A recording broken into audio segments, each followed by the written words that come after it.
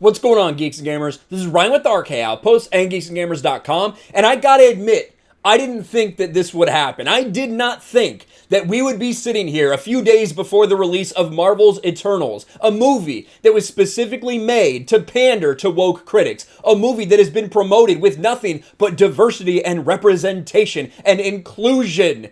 I did not think that even the woke critics were going to reject this thing. A 56% now on Rotten Tomatoes from the very people that this movie was made for, because it obviously wasn't made for fans. No one was asking for the types of things that they are doing in Marvel's Eternals, but the woke critics were. The people on Twitter with pronouns in their bios who complain all day about representation, but don't actually pay to see anything. Those are the people who are asking for something like this. So when you go out to make a movie for them and you evidently fail at even doing that, that is a bad sign for Marvel, and it's potentially a bad sign for the MCU, as Eternals is now the lowest reviewed movie of all time for the MCU. 25 entries, and this one is the worst. And let's be honest, it's not like all the Marvel movies have been great. There's been some stinkers. And for this one to be the one that resonates with critics the least, that is saying something. And it's funny because it's the Marvel fans, or more likely the Marvel stans, we should really clarify,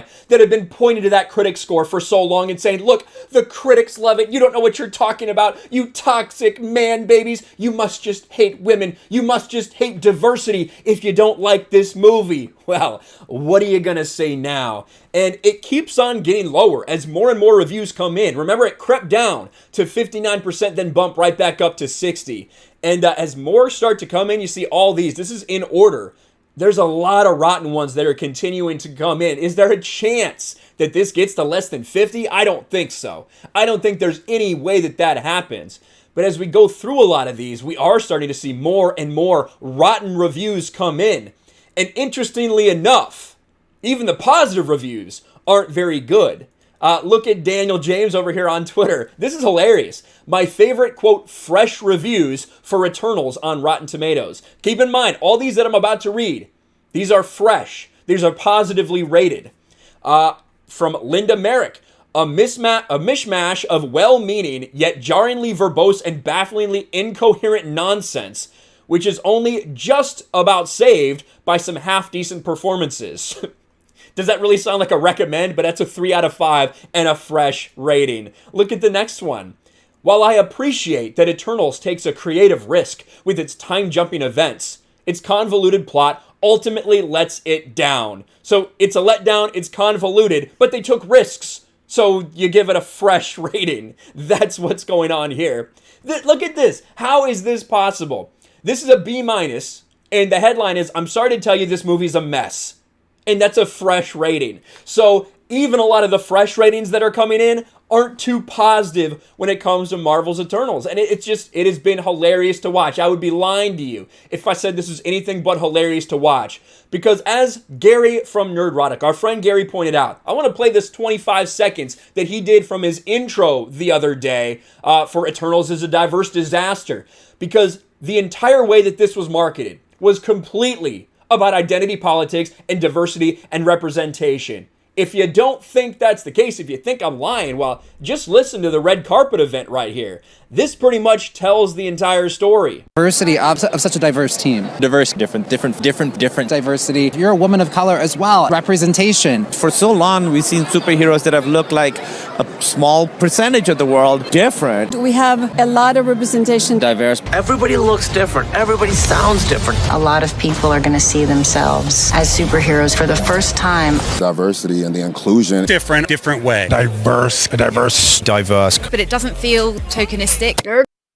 Oh, it doesn't feel tokenistic, does it? I don't know about that, because that's what it was all about. Again, shout out to Gary for putting together that intro and suffering through that promotional material, because it was all the same thing. Nothing about what these characters are going to do, what the development will be for these characters, nothing like that. Nothing about the story or the plot.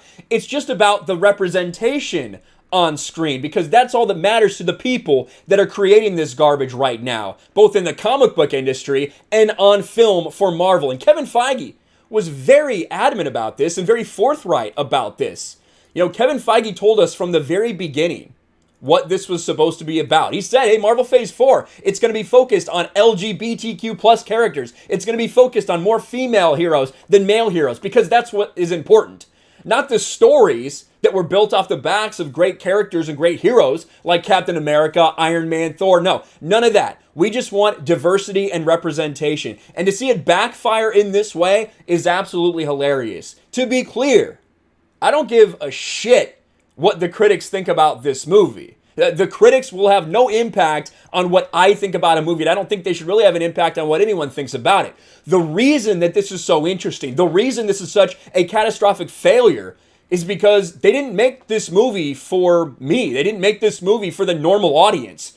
They made it specifically to get this to like a 95. They made it specifically for the woke critics. That is who this is supposed to pander to, not actual people. So when you fail so hard for the people that you actually tried to make this for, that is when it's worth talking about. There's a lot of movies out there. You know, Jeremy's talked about on this channel The Tomorrow War. He loved The Tomorrow War. I thought it was okay, but I appreciated a lot of the facts that were in there, that it wasn't about identity politics. It was just a fun, entertaining story, right? That kind of movie is made for fans. That kind of movie is made for an audience. This kind of movie is definitively not. And they've made sure to tell us time and time again. And the target audience has obviously rejected this. And the writing's already on the wall. The writing's already on the wall for what they will do if this does in fact bomb in the box office. Who knows? You know, the box office predictions have been so far off, and Shang-Chi made like a $10 profit, and people want to act like that's the biggest success ever. Amazing. What a triumph. So who knows what this is going to do in the box office, but we saw what Kumail Nanjiani said.